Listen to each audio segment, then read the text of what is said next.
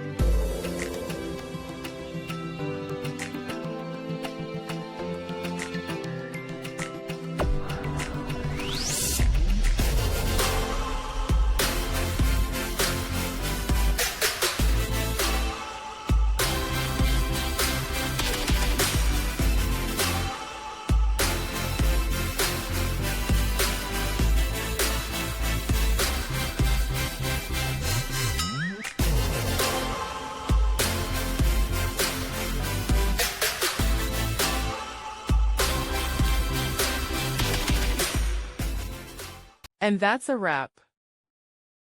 I hope you found the answer you were looking for. If you did, take a second to hit that subscribe button. It really helps out. And let me know in the comments which solution worked best for you. See you next time in the debug zone.